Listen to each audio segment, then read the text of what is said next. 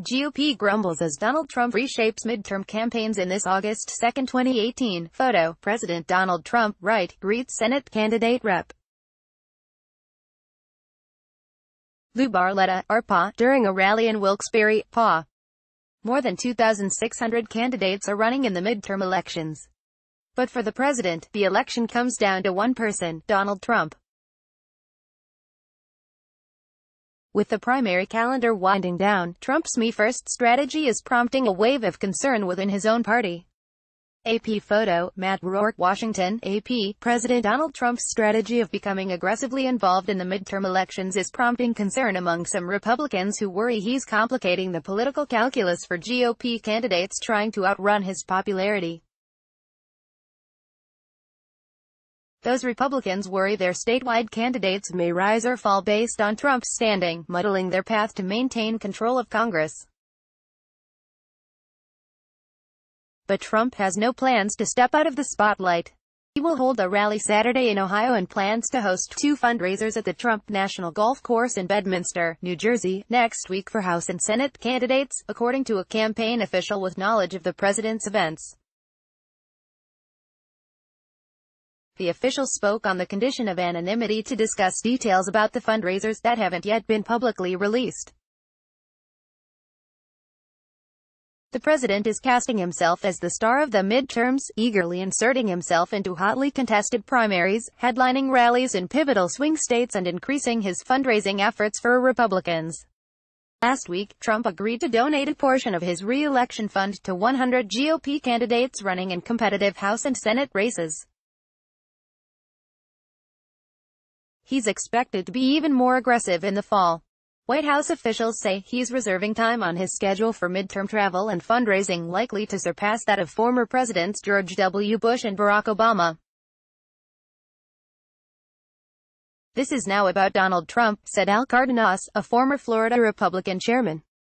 "It's a high-risk, high-stakes proposition. The question facing Republicans is whether turning out those Trump loyalists is enough to win in toss-up congressional districts or if their path to victory depends more on capturing a share of independents and suburban women turned off by Trump's tumultuous first term.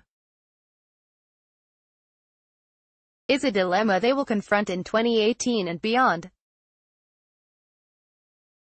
If we lose the governor's race for the first time in 20 years, all of a sudden President Trump's chances of winning in 2020 diminish with a Democratic governor," said Cardenas. "You can't win a presidential election if you're a Republican without winning Florida." Trump aides argue no one energizes Republicans like the president, pointing to the throngs of thousands who wait in long lines to attend his rallies. He's held 17 since taking office. The aides say the White House is taking a two-pronged approach, sending Trump to mobilize the base while other officials, such as his daughter Ivanka, can generate local headlines and help with voters who may not like the president's aggressive style. The goal is to ensure that the occasional voters who turned out for Trump in 2016 cast ballots in the midterms.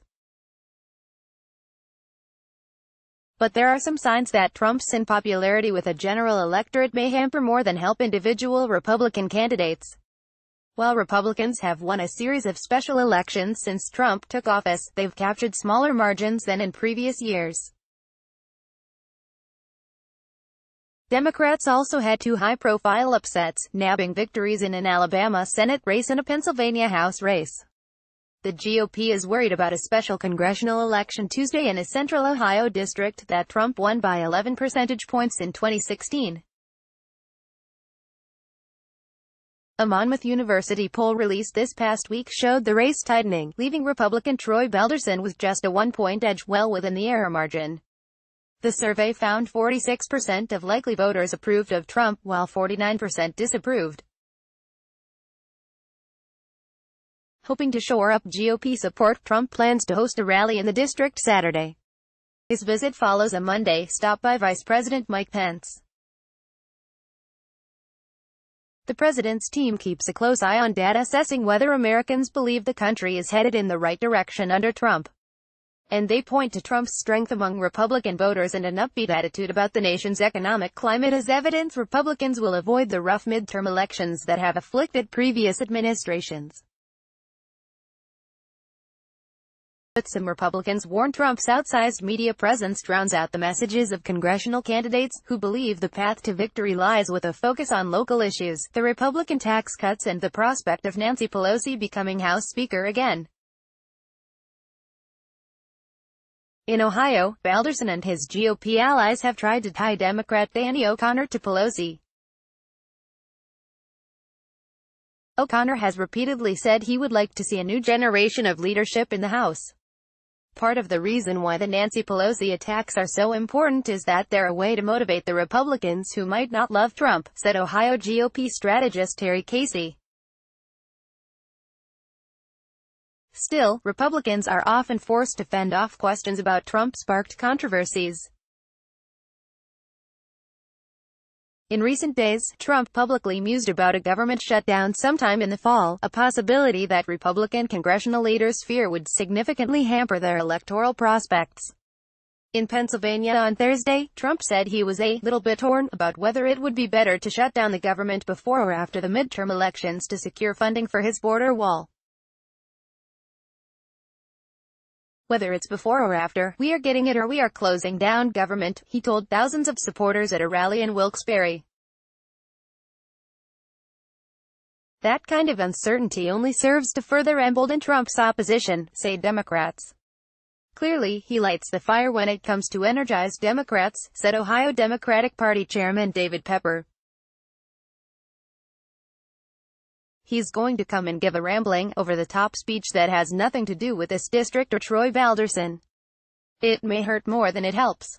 The president's decision to intervene in recent GOP primaries is also raising concerns among some state party officials and politicians, who fear he's siding with candidates who could prove weaker in general elections. Trump has relished doling out endorsements, sometimes blasting out several a day, even for those who don't need his backing right now. On Thursday, he tweeted support for Rep. Steve Stivers, an Ohio congressman who chairs the campaign committee for the House GOP, urging people to back him in a primary contest next week.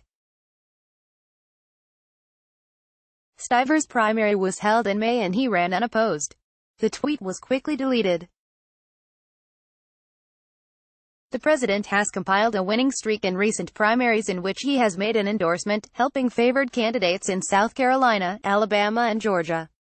His rally this week in Tampa, Florida, represented his most ambitious attempt to nationalize two races crucial to Republicans' midterm hopes. Trump stood on stage with Rep. Ron DeSantis, a 39-year-old three-term congressman, imploring his supporters to back his campaign for governor. DeSantis was little known to Republican voters until Trump first tweeted support for him in December.